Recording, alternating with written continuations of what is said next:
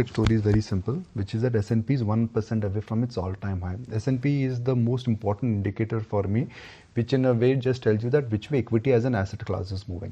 So if S&P is nearing at an all-time high, and Nasdaq, including Nvidia, which are at a record level, that just tells you that despite all the mumbo jumbo which is happening on the war front, and despite what is happening in terms of geopolitical tensions, concerns about the US economy, what Fed will do, what Fed should not do, there is a risk-on moment in the world.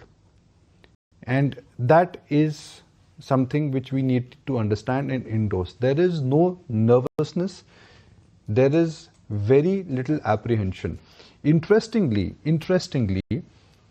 last time when US markets rallied in this kind of a proportion was when Donald Trump was elected. That's the time when US markets started rallying, dollar started strengthening, then came this entire rigmarole because of tariff. There was a nosedive in US equities on tariff concerns. But S&P and Nasdaq, they both have recovered very smartly. So the dollar index is weak. The tariff concerns have abated. Things are really centered around what is happening in terms of the geopolitical tensions. But the bottom line here is that US markets, and let's look at the one-year chart of the US market. It's just been a perfect V for the US market. From last November to now, it is quite extraordinary to see the kind of chop and churn US equities actually have demonstrated, registered, or in a sense currently have been, what the pattern has been. So for me, the story is that Nasdaq at a record high, Nvidia at a record high, and S&P is only 1% away from its all-time high. Frankly, India is underperforming. With our great macros, we are underperforming. And that is what we need to realize. Trump comes, US markets rally, dollar rallies. Tariff comes, US markets, they fall. Everyone thought that US markets in a sense will be passé now. They would be the underperforming market of the year. But whether it's Nvidia or whether it is S&P or whether it is Nasdaq, I think the comeback has been nothing short of extraordinary. So we must respect that and we must regard that. We may look at India and say that, okay, we are in a great shape, but no, sir, it's US market which is pleasantly surprising and delighting everybody. For me, that is the story. All right, but Nikunj, talking about the Indian markets, then we have finally broken above that 30 to 31 odd range of Nifty 50, because it was such a so many days that we have been trading in almost a 700 range coming in for the Nifty 50. Almost the last expiry we have seen in this particular range itself just today.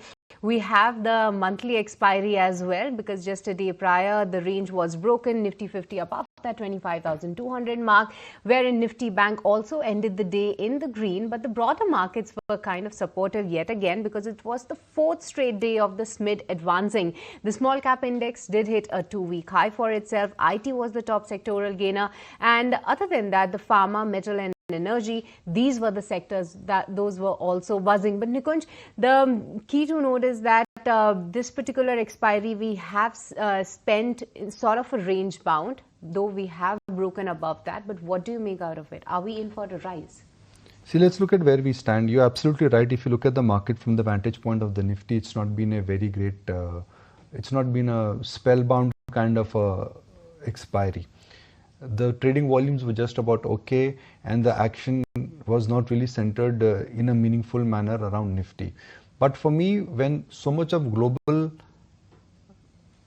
bad news, or when there was so much of news flow which was thrown at the market, I think markets have done a very reasonable job of maintaining this very narrow band of about 1500 points, if I purely speak in the language of Nifty.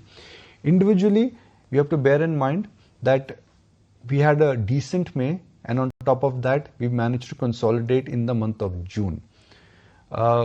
Flows were decent and supply was decent. Now the call you need to take is that what is next in the month of July? And what is next in the month of July could be a pure function of earnings, and it could be a pure function of flows. If one looks at the calendar event, July could be all about earnings. Hopefully some progress on monsoon, but a lot in a sense would be the market action in the month of July would be a function of how actually the supply improves. I mean, we'll talk about SBI, 25,000 crore. That is the kind of money some of the banks and some of the corporates are tracking. So you look back and say in the month of May, the market made a delightful comeback, right? Surprised everybody. In the month of June, markets have consolidated very smartly despite what's happening in the world and despite money flow. The month of July would be different because you would be, and I don't know what will happen on geopolitical front. That is something we all of us don't know. So if you look at the calendar event, which is what we can look at, the calendar event is earnings, and the calendar events in the month of July would really be the fund or really would be the IPO stroke, the QIP or the promoter block deals. That will influence the script how markets would move. Interestingly, for the first time in this market, everybody wants to buy, but everyone is light. लेना सबको है पर माल किसी के पास नहीं है. The commitment levels are very shallow, and if markets stay where they are, and because global cues are strong, and on the geopolitical front the wrinkles clearly have been ironed out, I will not be surprised that the Johnny come lately crowd now will start coming in. So the buzzword for next few days could be the beta names which will start outperforming. 2-digit stocks, 3-digit stocks which you buy because you want to trade, not because you want to invest. I think we are in that phase of the market for next couple of days. You want to buy stocks for trading, not for investing.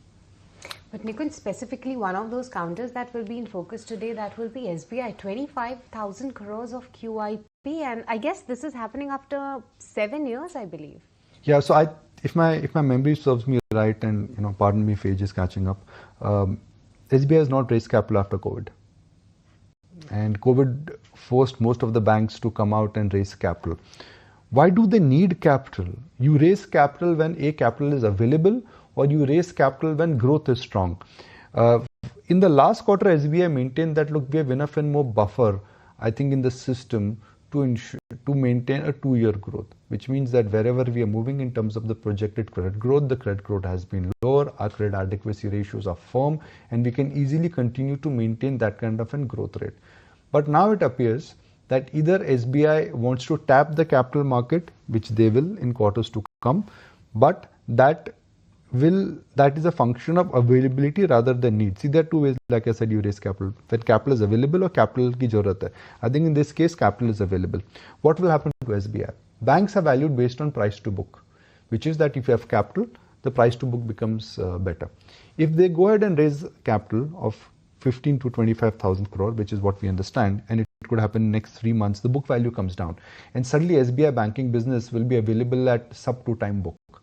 That in a sense will give the markets a lot of comfort. Look at SBI this year, look at SBI in last 1 year. It got that post-COVID bulge, but after that SBI has been flat like a pancake, which means that somewhere SBI is this elephant which I think somehow, it is the elephant which really could get ready for a tango dance in the second half of this year. That's my sense. The punchline would be the elephant is getting ready for a tango.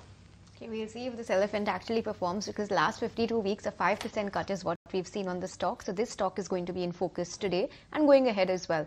But let's move on, and we have Ankita who's standing by with a roundup of all